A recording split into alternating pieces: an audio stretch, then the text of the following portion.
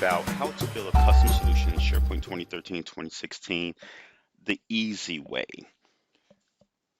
Hey guys, it's Deshaun Clark coming back to you with more SharePoint, new tech, new development, but we're going to take a different spin on this one. So let's go through this deck real quick. And so what we're going to do, we want to build a custom solution in SharePoint 2013-2016. So the first question you may be asking, Deshaun, you're usually on the cutting edge or, been preaching about SharePoint Online and modern sites and modern custom development, React and framework and all this other stuff. So if you've seen some of my previous videos, you would notice that we did a lot of walkthroughs in that tech. What I'm finding, a lot of feedback I'm getting is that a lot of SharePoint developers are getting overwhelmed, which is very understandable, right? So what we want to do, we want to take baby steps. So this is a series that says no SharePoint developer left behind, meaning that we want to make sure that everyone, there's a smoother transition. So, so when you get into the modern development, as you will see, especially if you looked at some of my other videos with React and tic-tac-toe and the custom list in the modern SharePoint development, there's so much new technology out there. And a lot of developers, if you're like me, you came from a C# .NET type background, so you didn't play too much in JavaScript. If you did, it was very simple, light UI pieces. But this type of JavaScript, these type of frameworks are very, very robust, and they're meant to replace the .NET controls and components that we're kind of used to from a C# perspective. So what we want to do, let's say, okay, let's take something that we kind of are used to in SharePoint 2013, 2016. We're kind of used to that WSP, .NET, web part development with .NET controls and C# backends, code behind and all this other good stuff. How do we transition from that into something very light if we take baby steps? So we're going to actually take Angular as our framework of choice as a development piece to custom develop these components in SharePoint 2013 2016. Another piece of that, when you get down to the modern development, when SharePoint Online, you do a lot with REST API services. Obviously, um, you have the out of the box REST API. You have the um, I'm losing the name of it, but this the big one that's kind of taken over. It'll come to me, sorry. But you have a lot of different REST APIs and many different families of REST APIs out in SharePoint Online. So what we want to do is, okay, how do we interact with it? Because usually once you get your pattern down for one, there's very small tweaks that are needed to use any of them. And that's even outside of SharePoint. So if you're doing REST API against Facebook or Google or Amazon or any of these other services and cognitive services, Azure services, all of these kind of follow the same pattern. You make a call, you get JSON back, you process the JSON. So what we're going to do, we're going to start building that framework, that baseline on how do you interact with these REST API components, and how do you also build your custom ones. As you will soon find out, working with the out-of-the-box SharePoint REST API it gets you probably about 70-80% there. There are certain things that you want to try to avoid, like chatty services to where you're making 5 or 6 different calls just for one feature, or there may be gaps in the REST API to where you're trying to do something like filtering on managed data columns, as an example, and you can see there's no OData support for that. So there's certain scenarios that would drive you to a custom REST API, and we'll talk about those, and we actually build those step by step. So again, it's just all about the smooth transition into all of this new tech that will kind of serve as a baseline or a primer to where when you get to SharePoint Online, everything is not new. It's not like you're going from a hot sauna into an ice bath, right? So, what we want to do is just kind of smooth that transition, lay out that framework, and kind of work within the environment that we're somewhat used to. The other piece of that is the CSOM, right? The client-side object model.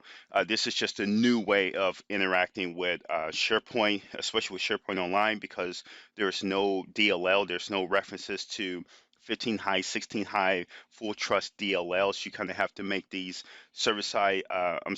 remote service type calls with those, there's a lot of nuances with, execute query, how much you can do before execute query, what you have to do as far as hydrating and loading different properties and stuff like that. So we're going to start to transition into those. So every custom REST API that we build will be built on the CSOM piece. Even though we are developing on-prem, we want to get in the concept or in the mode of writing these remote services, interacting with CSOM, and kind of communicating back to SharePoint, even though it's on-prem.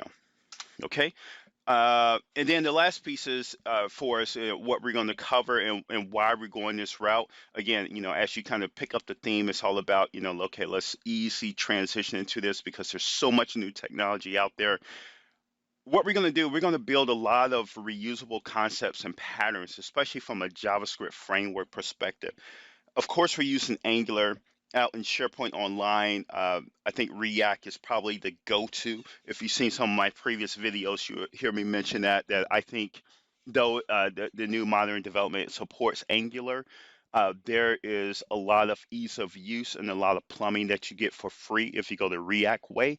And I just think that, it's more of a natural fit. But what we're going to do so that we kind of get primed up and ready and geared up for the concepts and patterns that we would probably leverage in React, we're going to use the version of Angular. I think it's 1.6 or 1.7 or 1.62 or something along those lines, that it's going to give us the component model, which is like the whole base concept of React.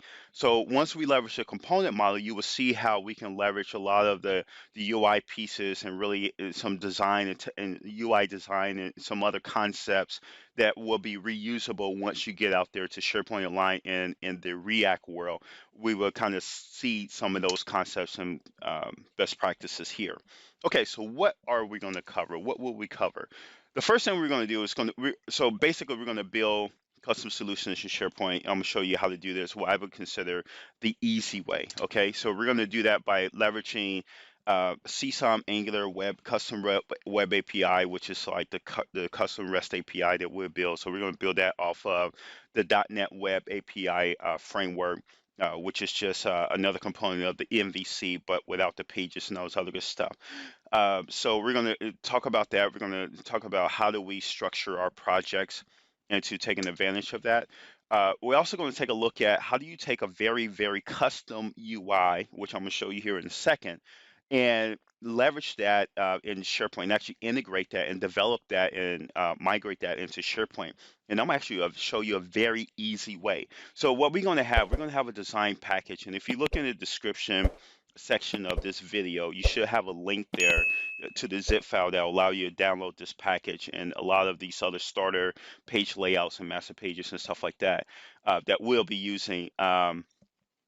It's just that this designer had no clue about SharePoint. Actually, they did not design this portal, this job portal that we're going to create for SharePoint. It was actually a simple job portal in standard HTML, responsive design, Bootstrap framework, that type of deal, using jQuery for a lot of Bootstrap animations. But no clue that we're going to integrate this in SharePoint. So this designer say, hey, here's the template for this portal. You can use this and convert it to WordPress or Sitecore or SharePoint or whatever the case may be. And SharePoint usually is not part of that conversation because very few designers have a sense of SharePoint, uh, especially from a custom piece of it. So what we're going to do, we're going to say, you know what, we can take any design, and hopefully you will see this, that we can take any design, it's responsive design, it's going to be working out of the box responsively, and we're going to migrate and convert that into SharePoint and get that design to look, and hopefully pixel to pixel, pixel perfect, right, in SharePoint. I know that's a big promise, but we're going to deliver. Okay, so the last one, we're going to talk about technical design practices in SharePoint. What are some of the key decisions that need to be made on how do we take this UI design? What does that equate to as far as what's going to be in the list, what's going to be list driven, what's going to be reusable content driven? Obviously, what we're going to do, I keep saying obviously, but I shouldn't take a lot of this for granted that you know what I'm thinking and you are in my mind. I think I've just been doing this for so long that it becomes second nature. But So please don't get offended if I say obviously. But what we're going to do, we're going to leverage the publishing template within SharePoint. So we're going to deal with master pages, page layouts, custom pieces like that, subsites, lists, and libraries, and where to store our custom design files and all this other good stuff. So we're going to go through some technical design best practices on how we do that, as well as when we get into the Angular piece, how do you want to structure your site? Where should you be putting your services, your components, your modules, and all this other good stuff? If you have to write custom filters and directives, where does that stuff live? So we'll go through all of that, and a nice structure, repeatable structure that we can leverage. And then also our development environment is going to be very light. Actually, we're going to be developing right off our laptops without SharePoint installed, right? And we're going to be leveraging Visual Studio 2017, I think, Community Edition. So there's no MSDN required. A lot of the stuff that we're going to do, you will be able to do hopefully with $0 spent.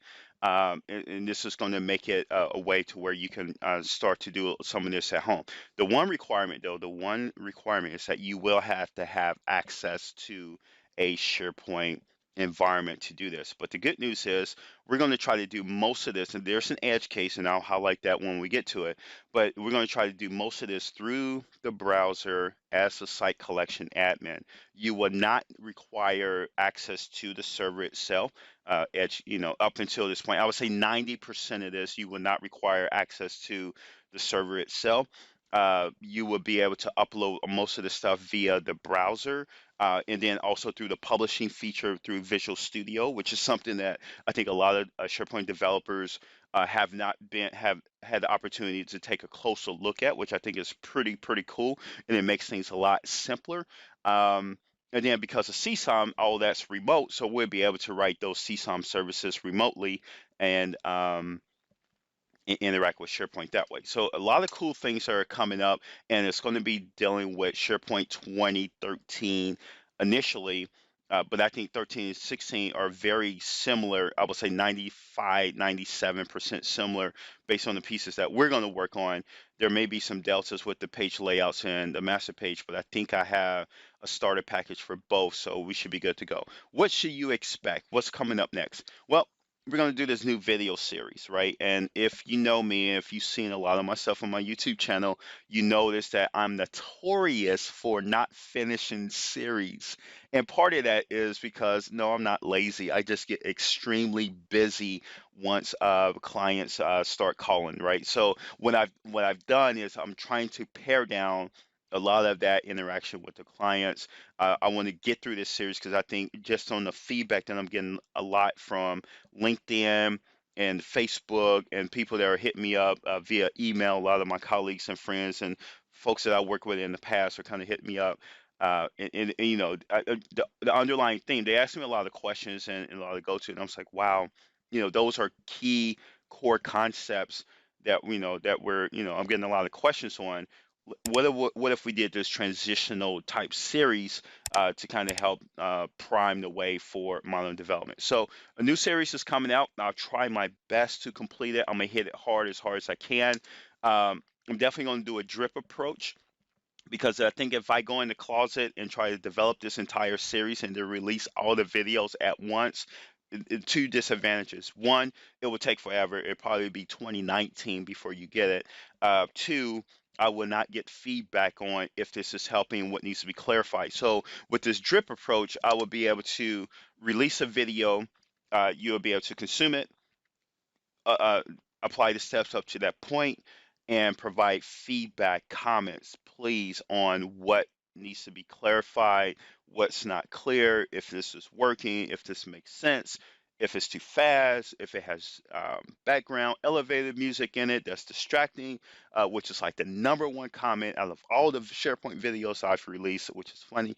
But it helps me, right? So, like, for example, I tease about it, but the background music on the SharePoint 2013 basics video was such a distraction. And I didn't realize it, right? I mean, because it didn't distract me, and I got a lot of feedback that for others it wasn't a distraction. But And it was something simple. It's like, okay, why have that if it doesn't add value and it's more harm than good? Just remove it. So after that video, I mean, I pulled all of that stuff out. I have it in the intro and all this other good stuff, which you just heard, right? But yeah, it's not one of those things that are required. So stuff like that really helps.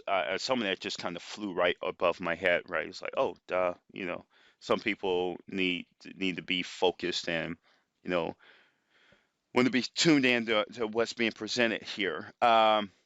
Another thing I like is that I noticed just from the analytics that a lot of my videos are consumed at the first 6 minutes. Then there's a break. Then they come back and consume the middle chunk. So really like in 6 to 8 minute chunks. That's something I'm gonna take into consideration. I know with these technical videos, it's very hard to cram a lot of that in within that short amount of time frame. But I think I can definitely try to keep these under 30 minutes, right? So the goal would be to keep these at 20 to 30-minute chunks. Get a key concept in there so there's a clear beginning, there's a clear end, a clear breaking point, and then we can move forward from there. So your feedback and your comments are going to be key. And then lastly is patience, right? So I'm just like you. I'm a consultant. I'm in and out this video teaching mode. But when I have a light period or when I have breathing room, I try to hit this thing as hard as I can to get most of these cranked out as soon as I can. But there may be a gap, so patience, please. Obviously if there's any questions, definitely reach out. I'm very responsive. You hit me up on LinkedIn or you hit me up in the comment section right here. I have all my notifications enabled, so as soon as you leave a comment, I'll respond as soon as I can. And here's another thing, because we are going to drip approach, make sure you subscribe. And I believe there's I haven't seen it yet, but I see in other people's videos that there are notifications that you probably want to enable. That way, when I drop a new video, you get the notification and you're able to jump in on it right away. Okay? All right, enough babbling. Let's take a look at this design that we're going to do. So here's what do we got here? So this job portal starter kit, right? You should have access to that. So that link is going to give you that zip file. In that zip file, it's going to be this job portal starter. Um, let's take a look and see what's in here. So you have a deploy there. You're going to have this master page starter here. In the master page starter folder, I have a set for 2013. I have a set for SharePoint 2016. And then I have the design file. So what I'm going to do, and don't worry, I'm going to show you how to build this SharePoint solution. Yeah, so Visual Studio Community 2017 is what we're going to be using. I'm going to show you how to build this from scratch, right, in the next video when we actually walk through the master page piece. But what I want to do, I'm going to show you design. So in it, just high level real quick, we have the design folder that has all the design files in there. We have the master page, which is going to be mapped to the master page gallery. And we have the style library, which is going to be mapped to the style library within SharePoint. And I'll show you how to wire up the publishing to where we can make changes here, publish it, and see it in SharePoint. And again, this is on my laptop, no SharePoint installed, and my SharePoint is actually remote. It's actually a cloud share instance. So if you just a small plug for cloud share, no affiliation, no kickback or anything like that. I think it's just a really cool solution. You can go out to CloudShare. I think it's $99 a month or a 14-day trial or something like that. So you can test drive it for free. But basically, you can go out there, you can get a template, and you have SharePoint 2013, boom, ready to go. SharePoint 2010, boom, as a template, ready to go. All configured, all installed, service accounts, all this stuff, all configured and enabled. So that way you can spin that up and get right to the meat of it and not spend a lot of your time installing SharePoint, going through patches, going through CPU updates and all this other good stuff, SQL installs and all this stuff. All these templates are ready to go. They're single server instances. They're great sandbox development lab type environments, right? To where you can get in there, play around with it, and even go back to, I think they may even still have a 2007 template out there. So go to cloudshare.com and check it out. So that's what I'll be using. I'm just using the SharePoint 20 because I don't have servers, right? I don't do those VMs and install SharePoint on my laptop or any of that stuff. I haven't done that for probably 5 years now. Everything I do is either VM or it's in the cloud. And I think Cloud Share is just an easy way to do that. Okay, so let's take a look at this design. So I'm gonna just pull this up in the browser. And basically, as you can see, what we're going to build is a job portal, right? So this guy has like a nice little carousel. It spins. It actually has this search filter capability right here in the carousel. We have featured jobs here, so all of these are going to be jobs, and it shows what's featured. You can browse the different jobs by category. These are testimonials of, I guess, candidates or employers. Here's a blog section. So if you have a blog, this is a summary of the blog, and if you click on here, here's the detail of the blog. So yeah, so we're going to build this out. And we're going to build this in SharePoint. And as I mentioned before, we're going to try to get this thing as pixel perfect as possible. So we're going to have the custom navigation with the sub menus, login, ignore that. Submit job, I don't think we're going to do that. So this designer built this more so as a recruiter website who is actually recruiting candidates for different employers, right? Almost like a LinkedIn type piece. If you just looked at the job piece of LinkedIn. So what we're going to do, we're going to have to rename some of this because our concept is going to be, we're going to have a job portal, but basically this is where HR is going to post open positions within the organization. So instead of employers, we're going to be looking more so like departments or managers. And then in the employer section, where basically they just list out jobs, we're going to rebrand this or relabel most of this to be different opportunities within a particular department. I think the keywords, the categories, all this stuff still holds true. Um, Employer detail, this maybe be like apartment, I'm sorry, department detail, the location. We'll try to keep most of this, right? Because I think a lot of this is goodness. Like, okay, how do you integrate with Google Maps, or how do you, pull some of this stuff? What's the technical design approach on breaking this page up, and how you want to store this data? What's going to be a list? What's going to be a page? What's going to be uh, documents or details stored in document library? So we're going to go through all that. About us, this is just a content page. Maybe we'll spin this out. We'll see how things go. Login registration, we don't need that, right? We just assume that if you're on this page, you're already authenticated through Active Directory. Contact us. This would be a good example, right? How do you take a form, submit that, and maybe store that data in the SharePoint list or something like that? So we'll walk through that piece of it. So basically, this is it. This is the grid of the job.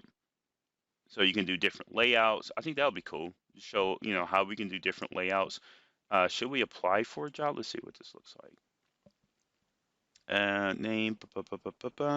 Yeah, maybe. We'll take a look at this. We'll see how far we get. I can't promise we'll put this in, but I think there was some goodness in here, as in, okay, how do you pull the current user's information from their profile, right? To pre-populate all this.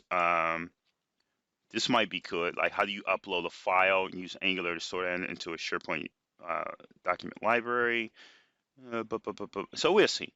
We'll see. I mean, I want to give you enough to be dangerous and set a great foundation on reading and writing using Angular and interacting with SharePoint. So yeah, so I think we pick that up. I think the blog section would be good. I think a lot of organizations really like the concept of blog, and I think the out-of-the-box SharePoint blog is horrible, especially in 2013, 2016. It may be better in the modern sites in SharePoint Online, but we'll see. We'll see. Okay, so that's it. So it doesn't look like much now because they took all the pictures out. I guess that's more of a rights thing to those photos, right? So, but we'll spruce it up. We'll make it look nice and pretty, and we'll get this thing working in SharePoint. Let's see if it's responsive. So if I squeeze it, yep, no horizontal scroll bar, everything's stacking. Yeah, I think you can read that easily on a mobile phone, vertical view, right? The menu collapse. Oh wow, they did the sub menu in the mobile view. Okay, we'll do that. I mean, we're not gonna critique the UX piece of this. We just want to get this migrated into SharePoint and get it looking pixel perfect. All right, so that's that. So this is just the intro. In the next video, we're actually going to set up our master page project and really start to get this primed up. All right, see you in the next video. Again, subscribe, turn on notifications so as these videos drop, you can chime in and get comments in so I can roll those into the next video. All right, take care.